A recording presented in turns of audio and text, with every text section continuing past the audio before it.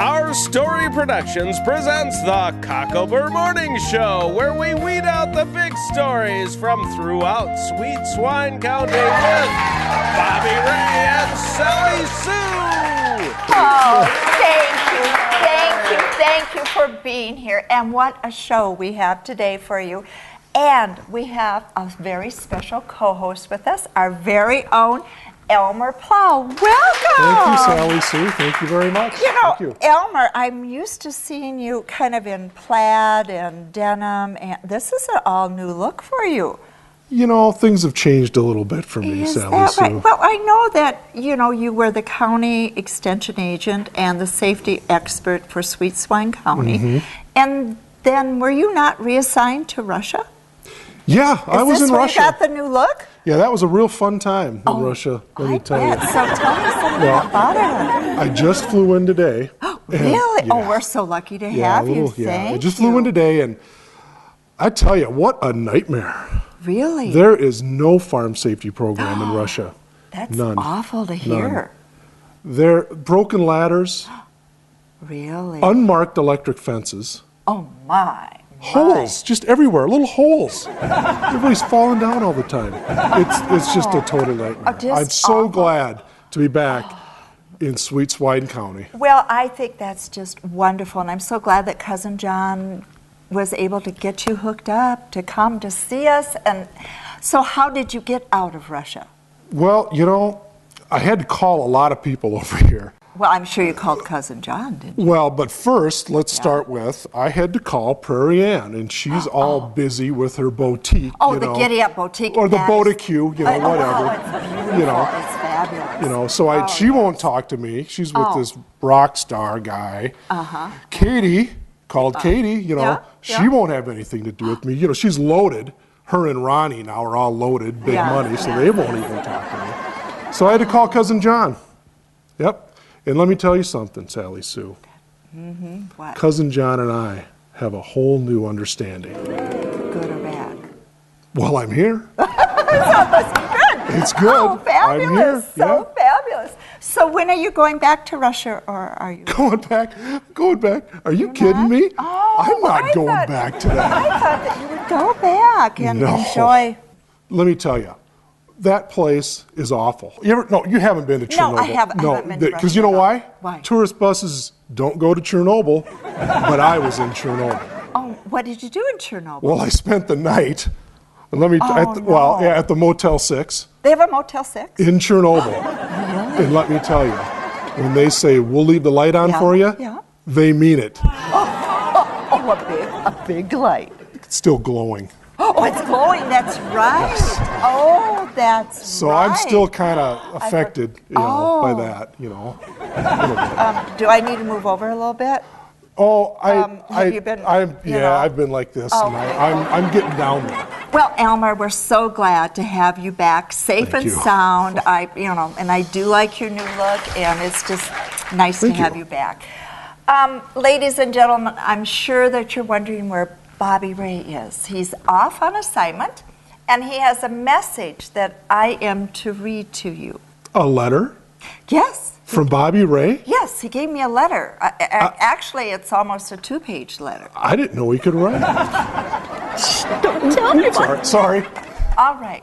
It says, to my public, I am sorry to disappoint you, my fans, and I am aware of the loss you feel. I am also aware of the need you have to know what I've done over the weekend. I like this part. Yeah. So I have instructed Sally Sue to present Bobby Ray's Weekend Adventures. Okay, and this is Bobby Ray's message. As I was traveling east on Interstate 90, just west of Adrian, Minnesota, I stopped at the rest area. I found a historical marker titled Sea of Grass. When explorers and settlers first came to southwest Minnesota, they were greeted by the prairie. Southwest Minnesota was covered in tall grass, which grew up to 6 feet high. Isn't that amazing? I don't know how they could get through it. When the winds blew, it looked like waves upon the sea. Only a few trees dotted the landscape next to the lakes and streams.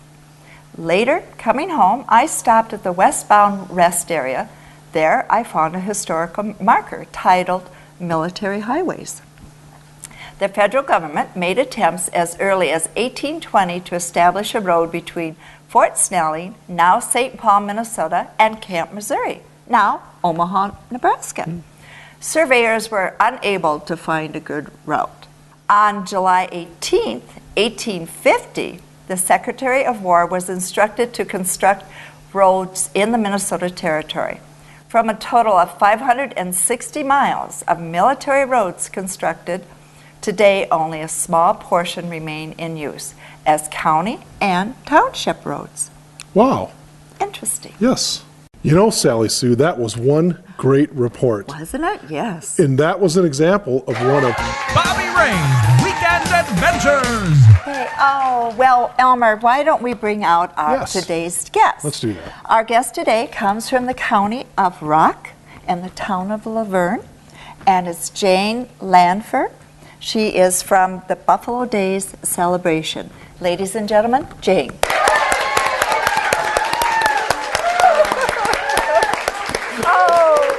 Welcome, Jane. We're so glad that you could be here. I'm honored to be here with you, famous celebrities. It's Thank such an you. honor. Oh, well, it's so nice of you to say that. What position do you hold in Luverne? I am very lucky. I'm the director of the Chamber of Commerce, and Really? we get to work on the big festivals and events in Luverne. Oh, and how that is a nice. lot of fun. So, Jane, what is your big festival in Luverne? Well, probably the biggest festival is, of course, Buffalo Days. That is like the epitome of a good time in Luverne. I heard your part about the prairie, Oh, yes. you know, yes. and it was so interesting. And, you know, the prairie also had buffalo. And buffalo left a lot of presents for everybody. So in our community, we never wanted to sort of give up on, you know, if there are things there to use, you should use them. Well, sure. So we find all these buffalo chips around. And you have to find a purpose for them. And what kind of purpose can you give for buffalo Well, chips? it took a long time. That you could burn them for fuel. Yeah, you know, but kind of stinky. Yeah. People, they really like electric heat and, Yeah, and yeah. natural gas better. Corn. But yeah, Corn, Can you that throw would be 'em? another. That's what You happened. can throw them. This festival Excellent. started with a buffalo chip throwing contest. It's held in the park on Saturday afternoon, and you get a big buffalo chip. And we have, this is Philo. I brought a picture of Philo. He's sort of our Show. champion buffalo chip producer. Oh, look. It's a nice, isn't he gorgeous? He That's does. He works all gorgeous. year perfecting the size of buffalo chips for the contest. Yes. Well, it kind of in the sunset. Yes, in the sunset, as he's working for producing his For product. the- Yes. So anyway, we have he's working hard on his chips, and we're going to have them. Nice. And they're nice size, and you get your toss. You get 3 chances to get them in the toilet bowl. And it's a big How prize. big is the toilet? It's a toilet bowl. And you Really? get 3 chances, and the winner is who can the most consecutive 3 times. It's Wow. a contest. It's a big deal. So We it's- have teams. Oh, So yes. it's not And a distance contest. oh, it is a distance. Oh, there's distance and too. accuracy. Okay. Then we also have big festivities. We had to sort of build on that. We had to sort of get some people in town. So we started with Friday night. And we thought, what can you do in Friday night in Laverne? Have a cruise in. So we have hot cars, Oh, that's a good idea. That hot sounds motorcycle, Nice. hot chicks, good-looking guys downtown on Main Street. There we go. It's a Sure. good time for everybody. Wonderful. Do you have food? Is there Oh, food? there's I'm sure, food involved and in a this. beer garden. And we got live music. This year we got the Spur line coming in. This is a rock and roll band, big nice. time. So I we got have free heard of them. music. We got fire truck rides. You can, Really? You can go up and down in a ladder truck. Bobby Ray would like that. Oh, he could be higher Little than he's fire ever hat on been. him. Oh, he'd be good. Yeah, He can go tall. yeah. Then, yeah. Anything else for that weekend? Oh, yeah, we got big things planned. Then the next day, it's a big night for guys and cars and stuff. And So women, that- there are yeah. some women that really like the car scene and the motorcycle scene, but they really get excited when you say the big S word, shopping. Yes. That's probably one of the most exciting things going on. So we have a little craft show in the park. Arts and crafts. So we have about 100 to 120 vendors down there with all sorts of goodies.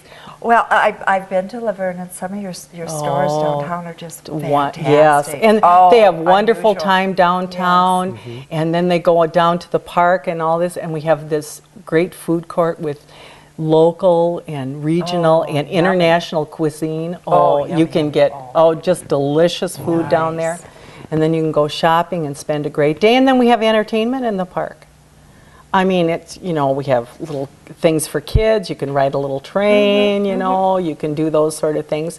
We have, of course, the dancers. We got the dance troupe down there showing their stuff. Really? There's taekwondo demonstrations and you could learn a lot and protect yourself, If somebody as attractive as you have to watch. It's kind of... Yes, a good idea. Yes, you should be there with us. You must have a parade. Well, of course we have a parade. Got to have a parade. That sort of starts off Saturday morning, and we are honored this year. We have the founding family of Luverne. Really? Actually, they have been back to Luverne for years and years and years, but we are going to have the descendants of the founder of Luverne. The Philo Hawes family is coming back. They're going to be parade marshals. Now, when is this going to occur? It's coming up fast. It's the first weekend in June. We always have to celebrate the first weekend in June. We don't want the chips to get too ripe. And so, June 4th and 5th it is. 4th and 5th? Yep. So that's a Friday and a It's Saturday. a Friday and Saturday. Great time. That sounds like fun. It is. It will be. I'm just excited. I never knew they had done that. The buffalo chip. You really need some practice. You need some practice.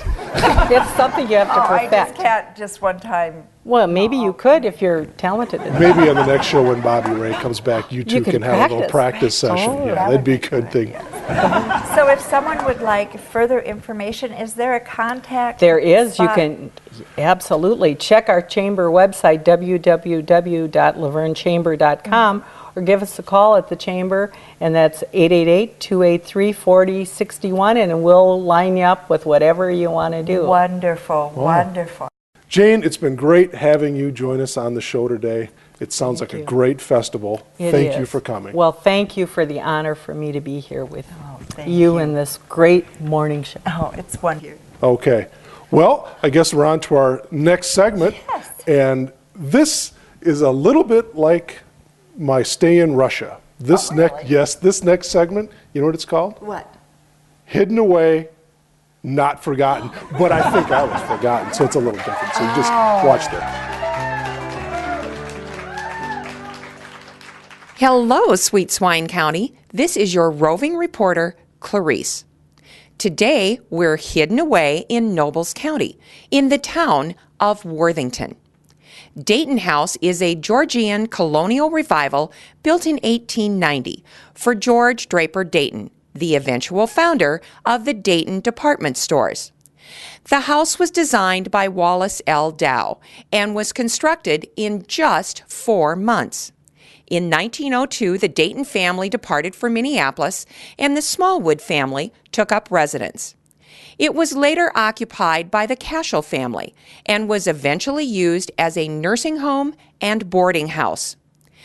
After sitting empty for several years, the building was purchased by Historic Worthington in 2002.